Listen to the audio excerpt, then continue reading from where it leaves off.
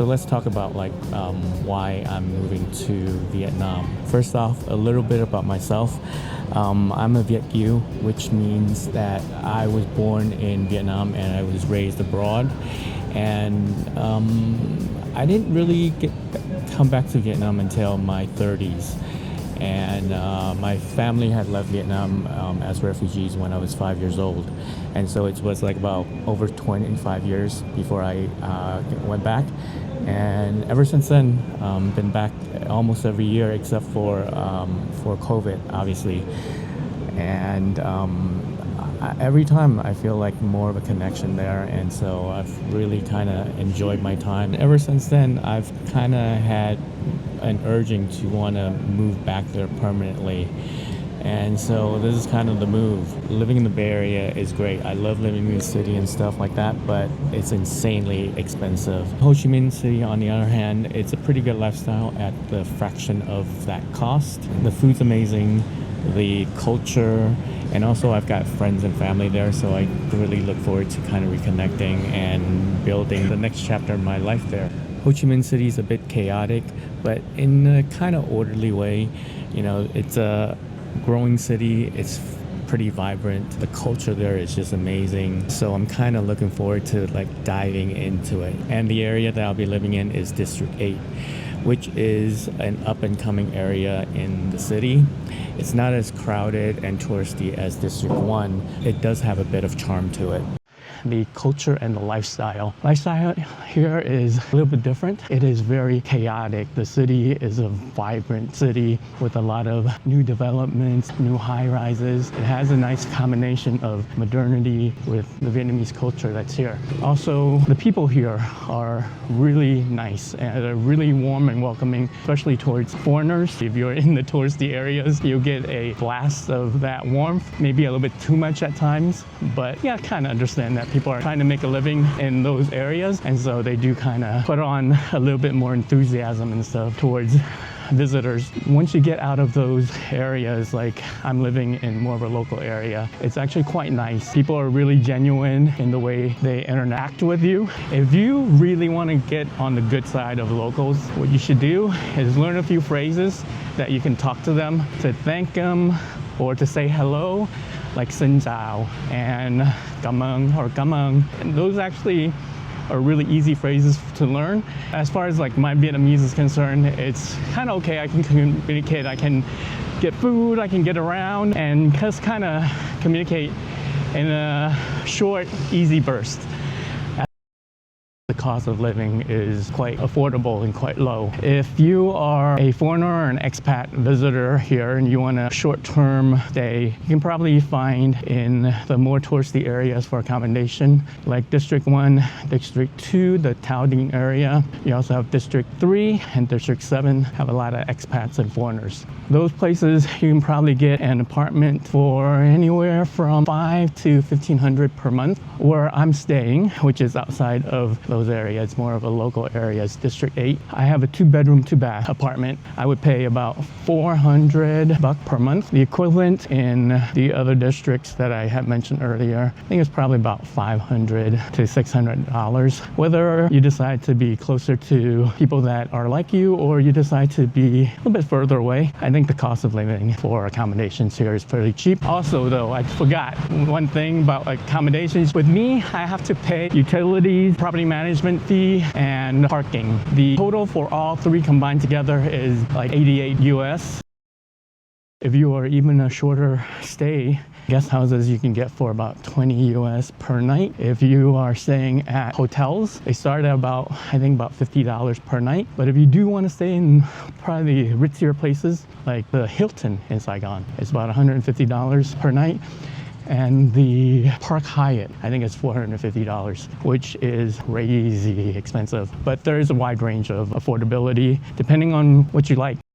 When it comes to transportation, it's quite easy. It's also really affordable. You can pretty much use Grab, which is like the Uber in Southeast Asia in the city. Talking about roughly a little over $1 $1.25, $1.50 for every 15 minutes of the ride. And if you decide that you need a little bit more space, or if you have more people and you decide to get a car, it's double the price. And if you have a license and you know how to drive, you can rent a motorcycle for roughly about $5 to $10 per day. Or if you stay here longer and you buy one, like I am, you can probably get a used bike for about $150 and up. I bought mine new and it was just under $2,000. As far as gas is concerned, I do a fill up every week for 80,000 Vietnamese dong, and that fills me all the way up. That's roughly about $3. I wash my bike every couple weeks, and that's another 25,000 Vietnamese dong,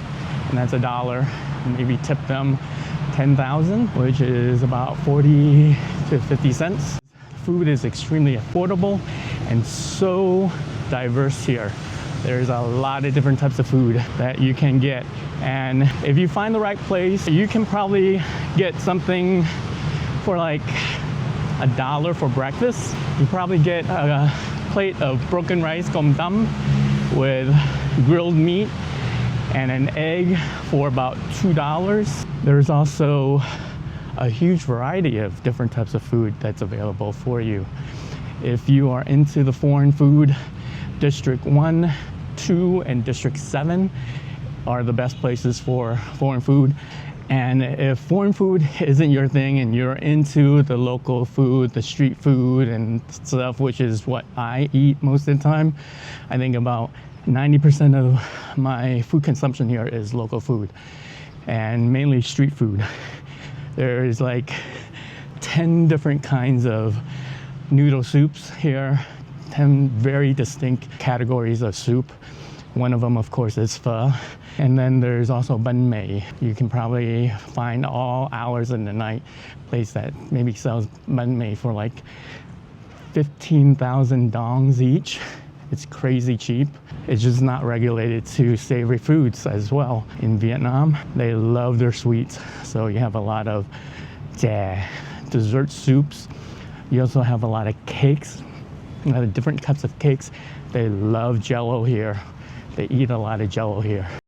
And of course, there is the coffee culture. Fourth thing on here, coffee is a social institution and has its roots in French colonialism. Of course, I think it's the French that really introduced the coffee to this area, and they've kind of run with it. It's a really unique aspect of Vietnamese culture. 24 hours a day, whether it's morning, noon, or night, you'll have people meeting up for coffee. People usually meet up during the mornings. I myself meet up with a group of people in the morning to just shoot the shit and see how everybody's doing, and then we go about our day, which is kind of nice to kind of check in with friends on a daily basis. But I don't usually go out every day. Some people I know, they go out every single day, rain or shine. But that's just how it is here. And it's also like extremely affordable. You can probably get a cup of coffee for about 10 to 15,000 Vietnamese dong, and that's really cheap. It's like 40 to 50 cents. The standard coffee of choice in Ho Chi Minh City in Vietnam is cà phê sữa because it's hot, so people go with iced coffee, Vietnamese drip iced coffee with condensed milk. I personally like cà phê dang đá, which is iced black coffee, no sugar, no cream, nothing. That's just how I drink my coffee. But there are also a lot of different varieties of coffee. One of the ones that I'm kind of gotten into lately is cà phê muối. It's salted cream that's put into coffee, and it is so good. Also, some of the more innovative stuff here are like the egg coffee. There's also coconut coffee. Love coconut coffee myself as well. But coffee culture is definitely a thing here. It is an addiction, but it is also a nice way to meet up with friends and catch up. And then finally, when you're living here long enough, you don't want to be in town all the time. So it's really easy to get around in Vietnam in general. For the Ho Chi Minh area, you can ride your bike an hour to Kenya, and then you'll have some really good seafood. A lot of locals do that on the weekends. They go on day trips. I myself have done a couple of day trips here and there. I've actually gone a little bit further to Da Nang for 5 days, but just within this area. 3 hours from here, there's the Mae Tho area, which is the Mekong Delta. And then if you want to go even further south, there's Pho Quoc Island. You can ride down there and take a boat over to the island, or you can fly to the island. But also going north to Da Lat and Nha Trang is also something that a lot of people do on the weekends.